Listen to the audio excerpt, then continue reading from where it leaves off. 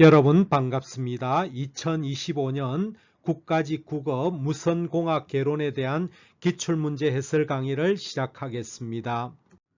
자, 다음은 출제 경향 분석과 출제 영역에 대해서 말씀을 드리겠습니다. 자, 이번 무선공학 개론은 난이도가 하해당한다고 보시면 되겠습니다.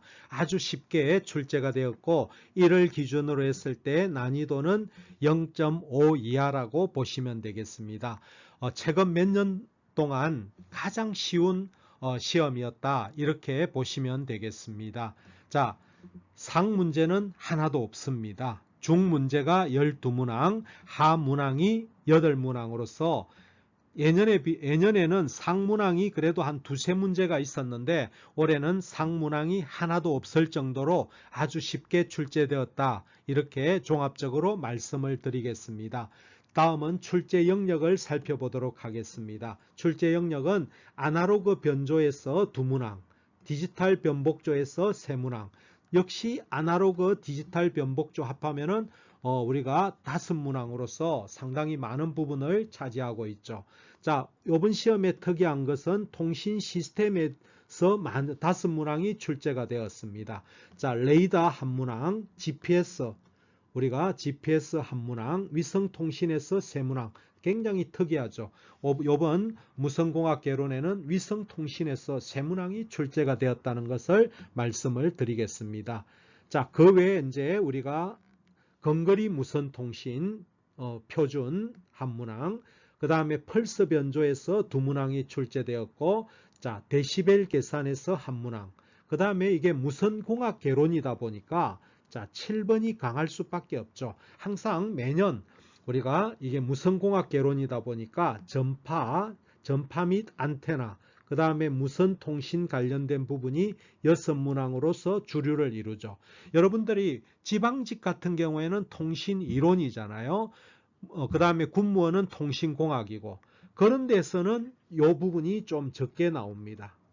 전파하고 무선공학 이런 부분이 지방직이나 군무원에서는 이 파트가 적게 출제가 되지만은 지금 국가직은 매년 전파하고 무선공학에서 많은 영역의 문제들이 출제가 되고 있습니다. 이 점을 유념하시면 되겠습니다. 자, 1번 문제입니다. 1번 문제도 아주 쉬운 그런 문제가 되겠습니다. 자, 우리가 안테나의 이덕의 단위로 사용할 수 있는 것은, 자, 여기 보면은 첫 번째 dB 와트 있죠. 이거는 우리가 절대 이덕으로서 10 로그 1와트를 기준으로 했을 때 어떤 전력을 dB로 환산할 때 사용하는 절대 이덕이죠.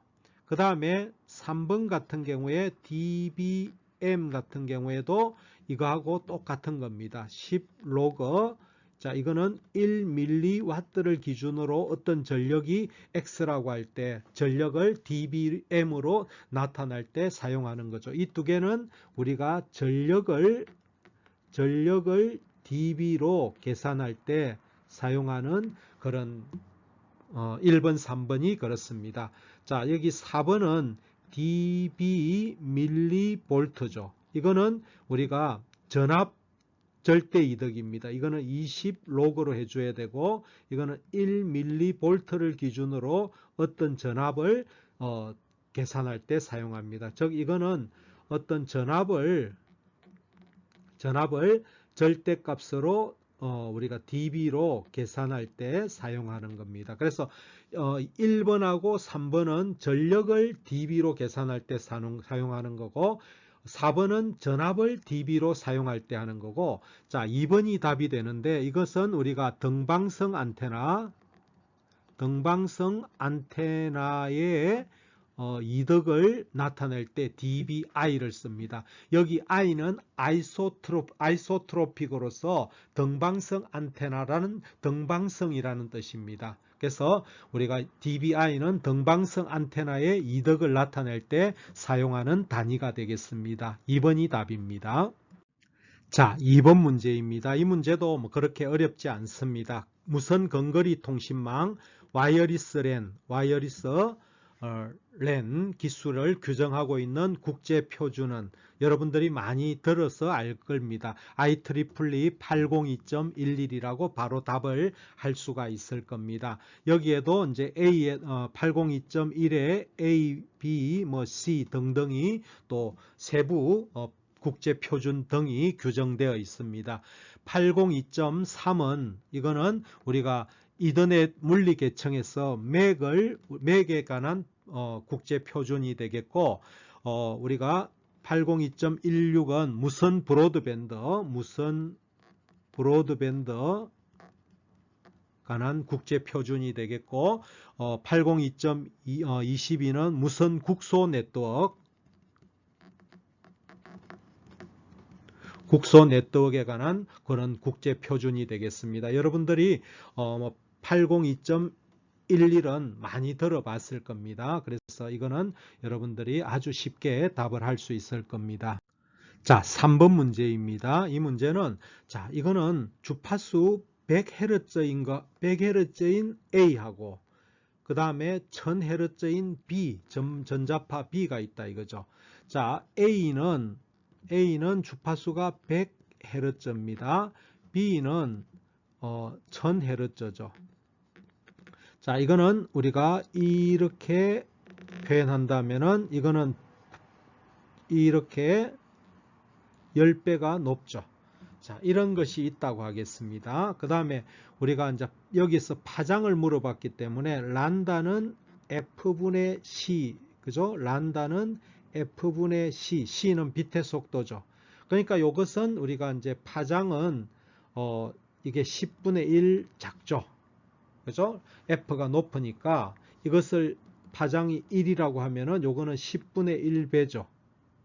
그죠? 10분의 1배 작습니다. 그래서 이거는 뭐가 큽니까? A가 파장이 10배가 크죠. A가 B의 10배이고 이거는 맞죠. 이거는 2번, 4번은 벌써 파장에서 틀렸죠. 파장은 A가 10배가 더 큽니다. 그 다음에 전파의 속도입니다. 속도는 전파의 이거 두 개, 주파수하고 속도하고는 관계가 없어요. 자, 우리가 어떤 속도를 계산할 때 우리가 뮤하고 입실론 분의 1이에요.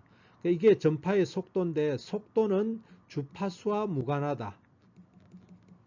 주파수와 무관합니다. 그래서 주파수가 다르다고 해서 속도가 다른 것이 아닙니다. 우리가 공기 중에서는 A하고 B의 전파의 속도는 동일합니다.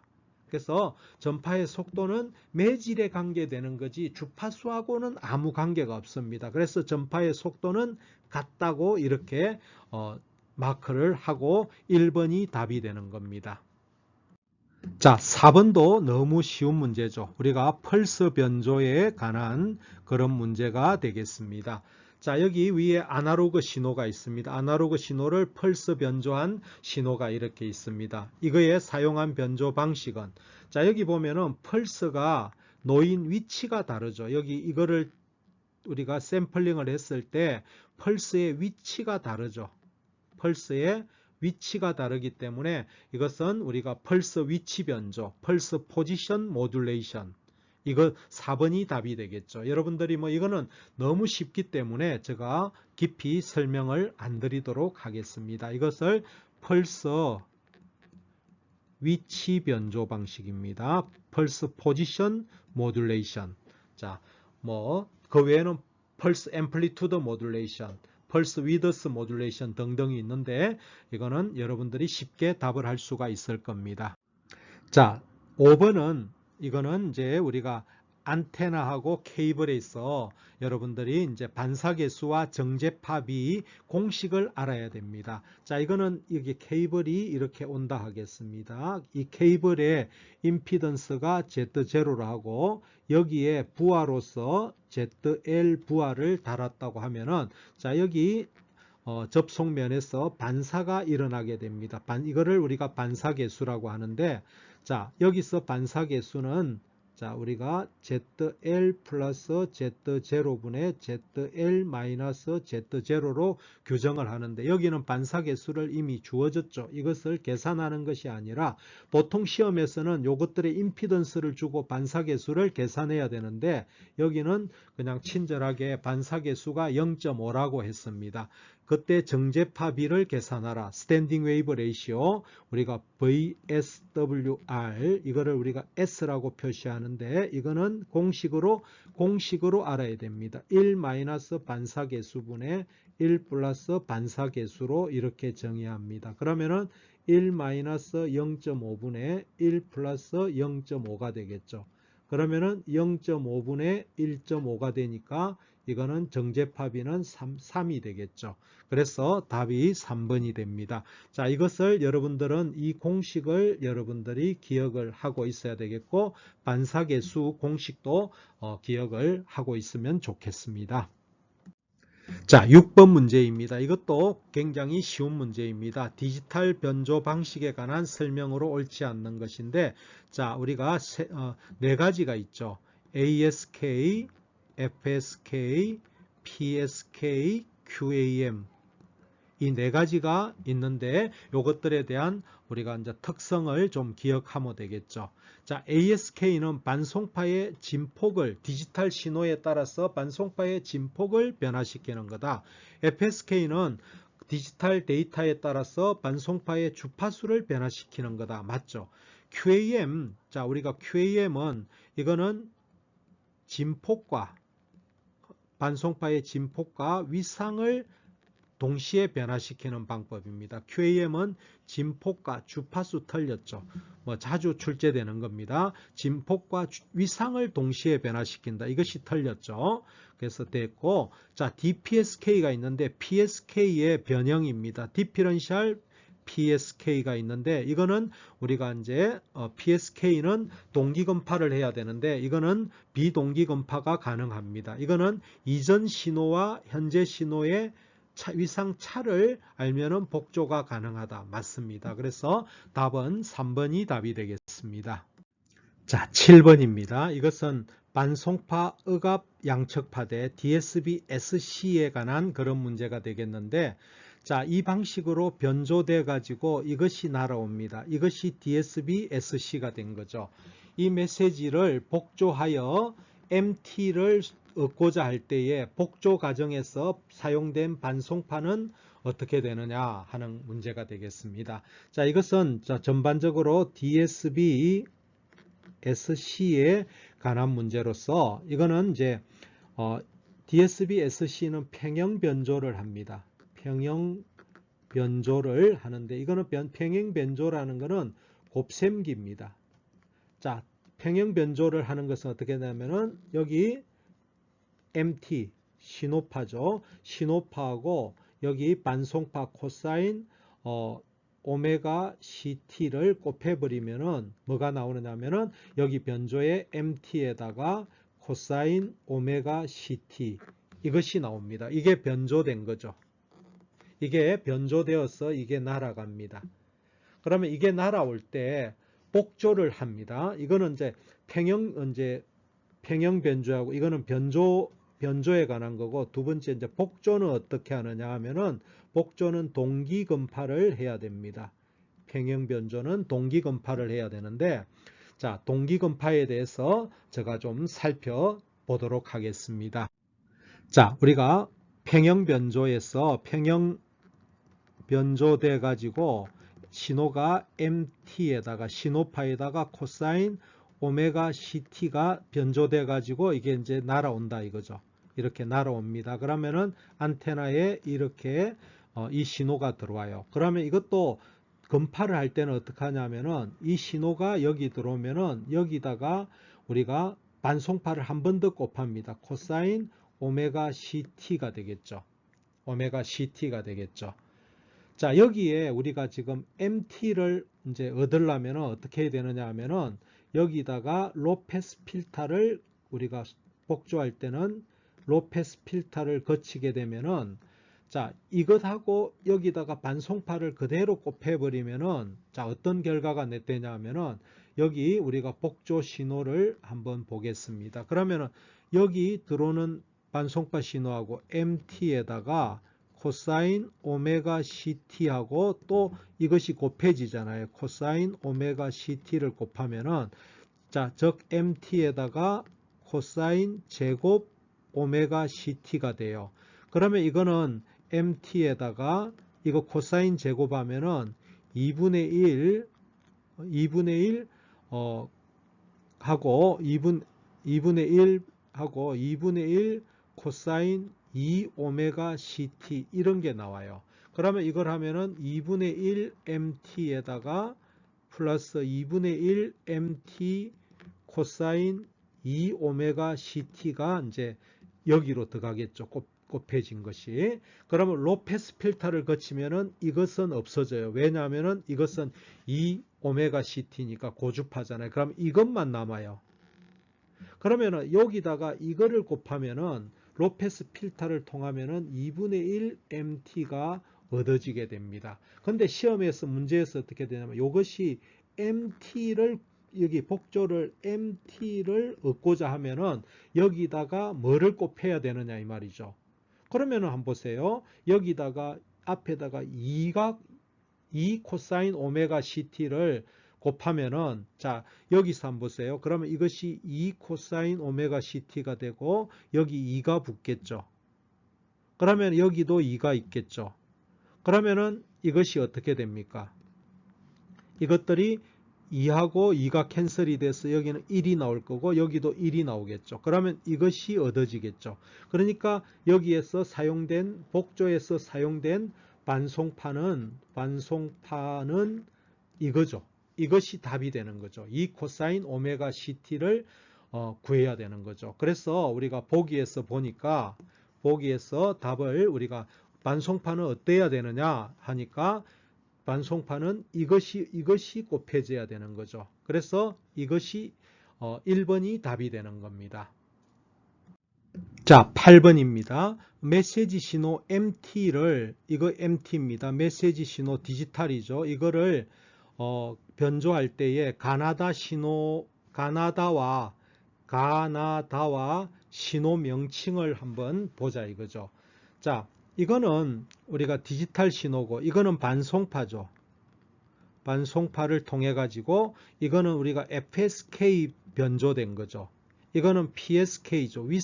이거는 주파수를 디지털에 의해서 변화시키고 이거는 위상 변조된 거죠. 위상 변조된 겁니다. 그러면은 자 여기 한번 봅시다. 가는 뭐예요? 가는 반송파죠. 그러니까 가는 변조되기 전에 반송파 신호죠. 가는 B가 되는 거죠. 가는 B가 반송파죠. 나는 뭐가 되는 거야? 나는 FSK 주파수 변조된 거죠. 나는 주파수 변조된 거죠. 주파수 변조된 신호 A가 돼야 되는 거죠.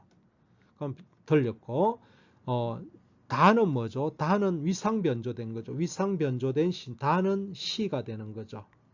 그래서 BAC에서 3번이 답이 되는 겁니다. 자, 9번 문제. 이것도 자주 출제되는 거죠. PCM 변조 순서. PCM 변조 순서. 자, 우리가 PCM 아날로그 신호가 들어옵니다. 그죠? 아날로그 신호가 들어오고. 그 다음에 여기서 샘플링을 하죠. 샘플링을 하게 되면은 여기에 PAM이 나오게 됩니다. 그죠? PAM 신호가 나오면은 그 다음에 PAM 신호를 어떻게 해야 되죠? 양자화 해야 되죠. 양자화. 그죠? 양자화. 그 다음에 샘플링을 우리가 뭐라고 합니까? 표본화라고도 합니다. 표본화. 표본화, 양자화, 부호화. 이 과정을 거치죠. 부호화. 그래서 우리가 PCM의 3대 과정, 샘플링, 표본화, 양자화, 부호화. 이것을 우리가 PCM의 3대 과정이라고 이야기를 하는 겁니다. 그러고 나면은 이제 우리가 부호화가 되고 나면은 디지털 신호가 나오겠죠. 여기에서 이제 디지털 신호가 나옵니다. 자, 이 과정이 우리가 PCM의 3대 과정, 여기는 아날로그 신호를 넣으면은 디지털이 나오기까지의 과정을 보게 되면은, 자, 아날로그 신호를 먼저 넣습니다. 그러면은 뭡니까? 표본화, 양자화, 부호화, 그 다음에 마지막으로 디지털 신호가 나오겠죠. 자, 이 과정을 보면은 2번이 답이 되겠습니다. 자, 10번 문제입니다. 안테나 관련된 문제인데, 안테나 종류. 자, 우리가 옳지 않는 겁니다. 자, 등방성 안테나. 이거는 무지향성 안테나입니다. 이것의 지향성은 1입니다. 지향 특성은 1이다. 돼 있는데, 이거 틀렸죠. 다이폴 안테나. 우리가 다이폴 안테나는 이거는 우리가 딱 평면으로 자르면은 전 방향성 빔 패턴을 갖게 됩니다. 우리가 안테나의 기하학적 모양에 따라서 도선 안테나, 선 안테나, 개구면 안테나, 평면 안테나 이렇게 구분합니다. 등방성 안테나, 이거는 무지향성 안테나입니다. 안테나는 수신 전력 밀도는 이론적으로 거리의 제곱에 반비례합니다. R의 제곱에 따라서 전력 밀도가 떨어지게 됩니다. 그래서 틀린 것은 1번이 틀렸습니다. 등방성 안테나의 지향성은 1과 같다. 이렇게 하는 것이 맞습니다. 1번이 답이 됩니다. 자, 11번도 뭐 쉽게 풀 수가 있습니다. 다음 값 중에서 가장 큰 것은, 자, 우리가 테라, 기가, 페타, 메가죠. 자, 여러분들이 테라는 10의 12성을 말합니다. 기가는 10의 9성, 페타는 10의 15성입니다. 메가는 10의 6성을 말하죠. 그러면 가장 큰 값은 페타가 되겠죠. 3번이 답이 됩니다. 자, 12번 문제입니다. 20dB에 정폭된 신호 전력이 2.4W. 자, 정폭기가 있습니다. 정폭기가 있는데, 자, 이것이 20dB 정폭이 됩니다. 그래서 2.4W가 나왔어요. 그러면은 요 입력 X는 뭐냐 하는 거죠. 자, 우리가 전력에서 전력할 때는 우리가 10로그 어떤 이덕 PI분의 Pout을 해가지고 이게 20dB라고 하는 것은 20dB라고 하는 것은 결국 PI분의 Pout이 100배가 되는 거죠. 그러면 20dB라고 하는 것은 PI분의 Pout이 100이 될 때, 100일 때 우리가 20dB라고 합니다. 그러니까 100배가 정폭, 이게 20dB라고 하는 것은 전력에서 20dB라고 하는 것은 선형값으로 하면은 100배 정폭이 되는 거예요. 그러면은 입력은 2.4에 100분의 1이 되면 되겠죠. 이거는 100분의 2.4W가 돼요. 그죠? 100분의 2.4W. 그러면 이거는 24mW가 되겠죠. 24mW. 그래서 답은 4번이 답이 됩니다. 자, 13번 문제입니다. 이거는 우리가 전송 채널에서, 잡음이 있는 전송 채널에서 최대 채널 용량, 즉 셰넌의 공식이라고 하죠. 자, 셰넌의 공식, 채널 용량 C는 밴드위드 곱하기 로그 2의 1 플러스 SN이라는 공식을 알면 공식을 물어보는 거예요. 자, 그래서 답은 뭐가 됩니까? 1번이 되겠죠. 그죠? 아주 쉬운 문제가 됩니다. 자, 우리가 일반적으로는 이 셰넌의 공식이 자주 출제가 되는데 주로 계산 문제가 많이 나옵니다. 계산 문제가 나오는데 이번에는 계산 문제도 아니고 그냥 셰넌의 공식이 뭐냐 하는 문제로서 너무 쉽게 출제가 되었습니다. 자, 14번 문제입니다. OFDM에 관련된 문제입니다. 자, OFDM, 이거 자주 출제가 되는 내용입니다. OFDM에 사실은 여기서는 중요한 것은 OFDM에 사용되는 CP, Cyclic Prefix라는 CP, 요거 관련된 문제가 되겠습니다. 자주 출제가 되는 내용입니다. 자, 우리가 OFDM에서 CP의 목적에 대한 부분으로 생각을 하시면 됩니다. 자, 우리가 이동통신 환경은 다중경로 환경입니다. 다중경로라는 것은 직접파하고 반사파 또는 회절파 등등에 의해서 우리가 지연 확산이 발생을 하게 됩니다.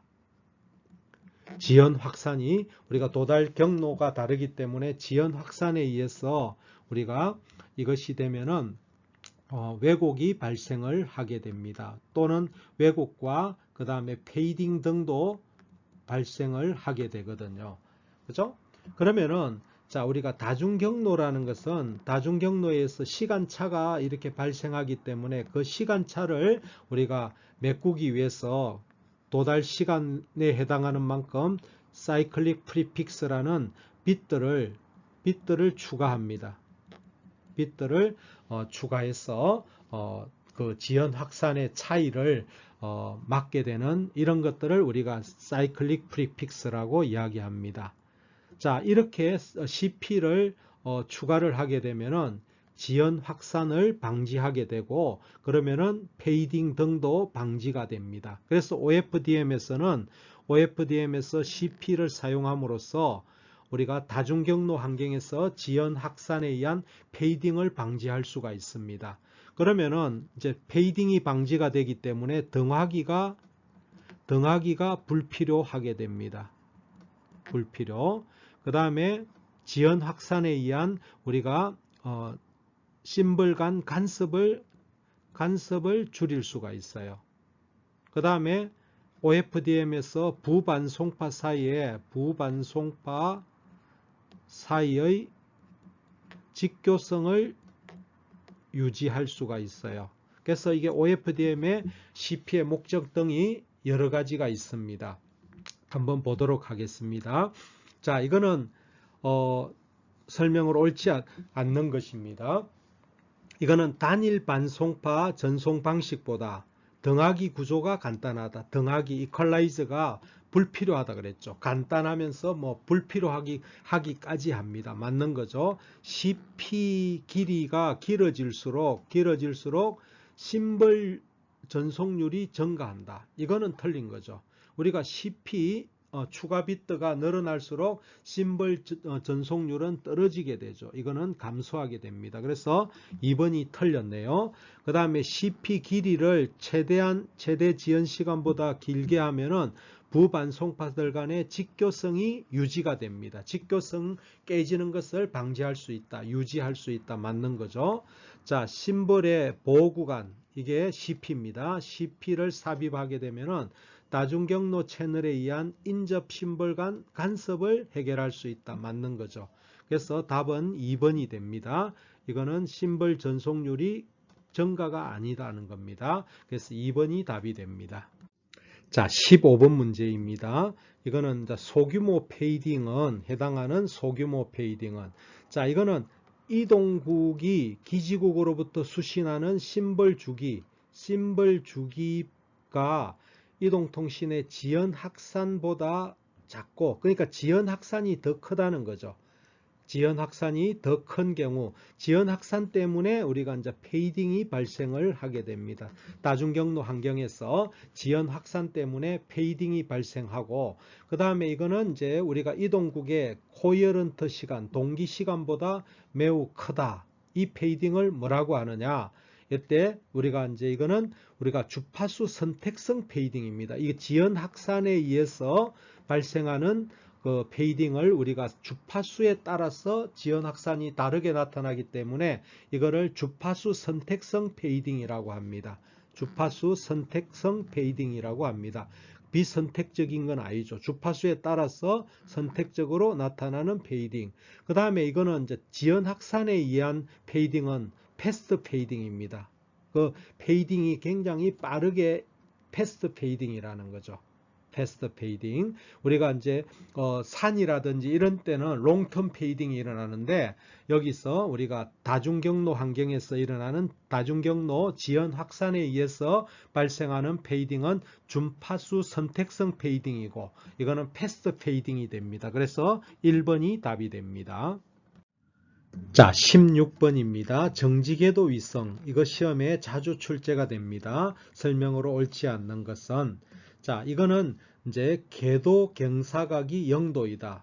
맞죠? 이거는 뭐냐면은, 자, 위성이, 지구가 여기 있고, 이거 우리가 적도 상공으로 이렇게 돌기 때문에, 적도 상공으로 이렇게 회전하기 때문에 경사각, 기울어진 각도가 0도이다. 맞죠? 자, 이거는 우리가 위성이 여기 떠 있습니다. 그러면 이거는 우리의 지구의 자전 속도하고 같이 이게 공전을 하기 때문에 마치 위성이 정지된 것과 같이 이렇게 느껴지기 때문에 도플러 시프트 현상이 나타나지가 않습니다. 저궤도 위성은 도플러 시프트 주파수가 발생하지만은 정지궤도는 나타나지 않습니다. 자, 이거는 지표면으로부터 36,000km 고도에 있는 위성이다. 맞죠? 자, 이거는 극지방이, 자, 우리가 여기 극지방 있잖아요. 극지방, 이거는 위성이 이렇게 정지궤도 적도 상공을 가기 때문에 극지방하고 안각이 이제 작습니다. 이거는 작고, 그죠? 그 다음에 중요한 거는 극지방에서는 서비스가 안 됩니다. 서비스 불가입니다. 통신 서비스가 단점이 정지궤도 위성은 남극과 북극에는 서비스가 되지 않아요. 그래서 신호 품질이 좋아진다가 아니라 통신 서비스가 불가합니다. 그래서 4번이 답이 되겠습니다.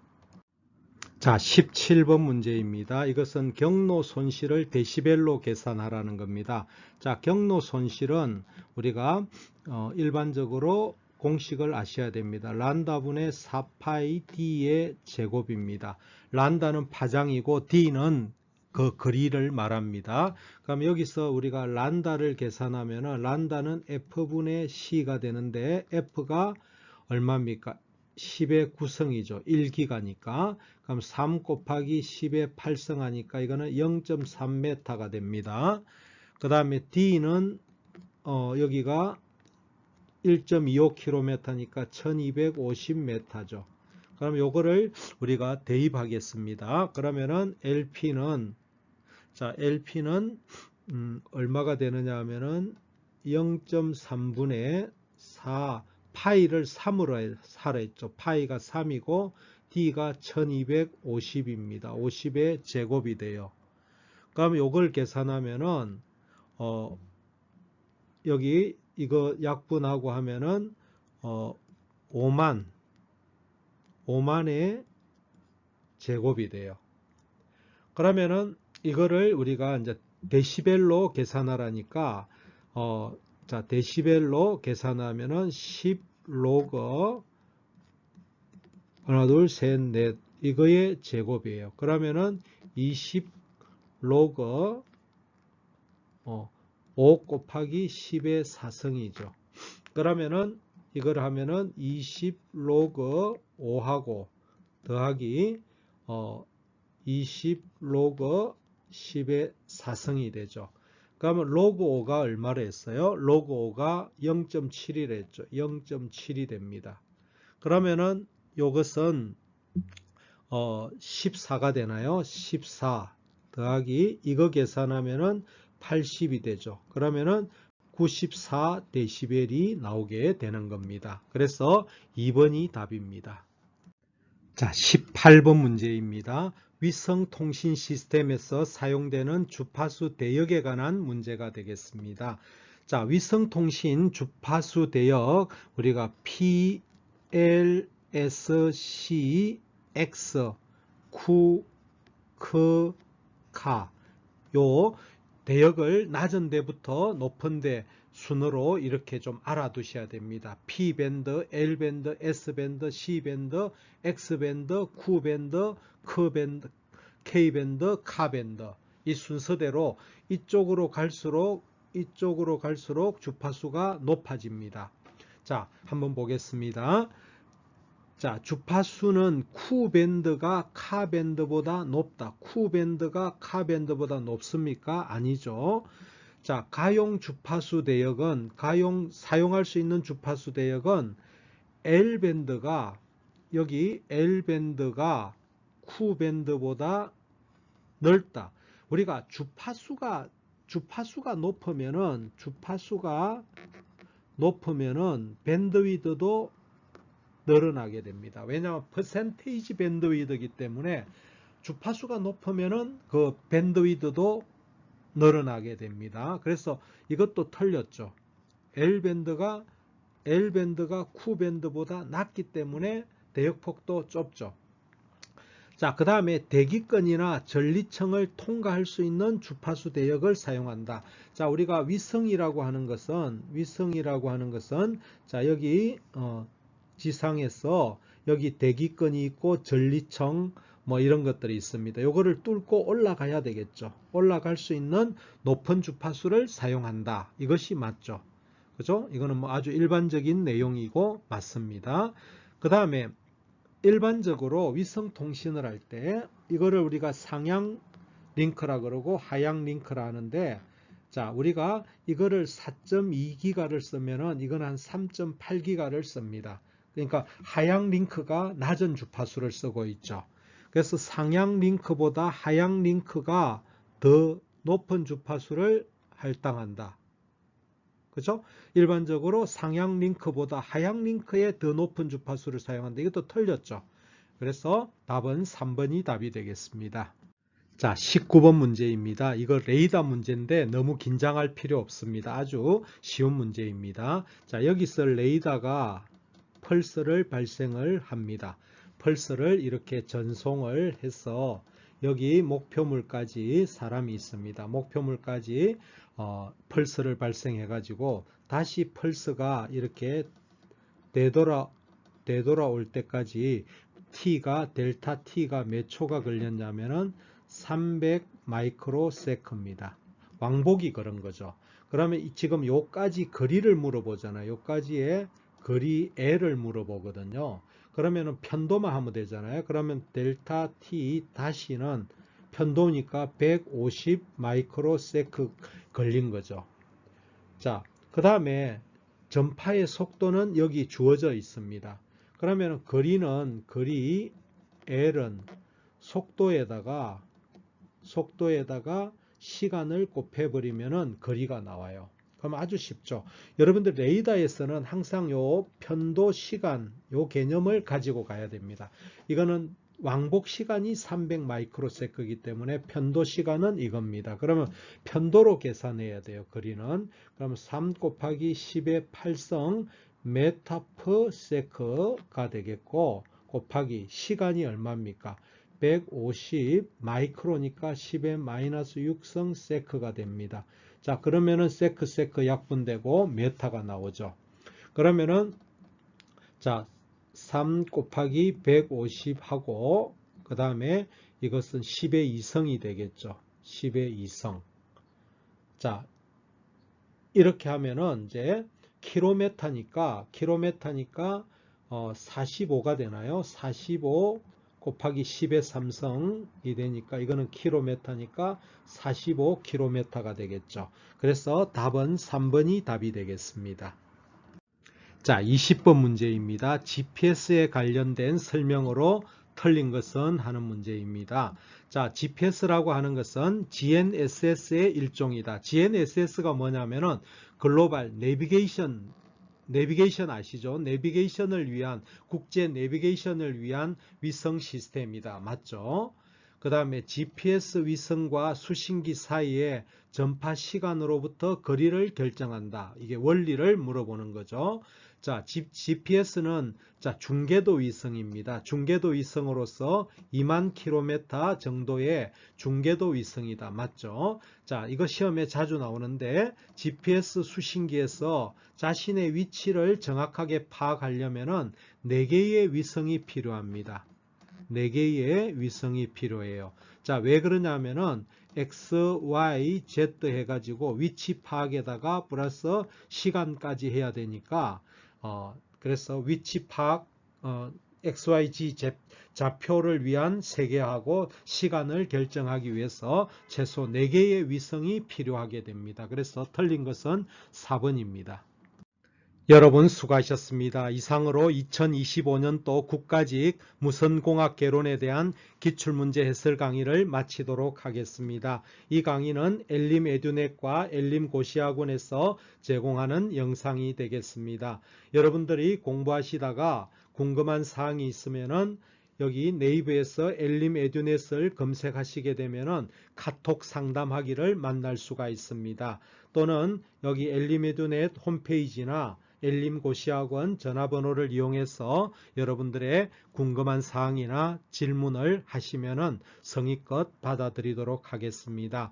엘림고시학원에서는 인터넷 강의뿐만이 아니라 또 원장 직강을 수강할 수 있으며 또 수험서 출판 등을 하기 때문에 여러분들 전기전자 통신직 분야에서 여러분들의 많은 수험에 지원을 받을 수가 있을 거로 생각합니다. 이상으로 강의를 마치겠습니다. 감사합니다.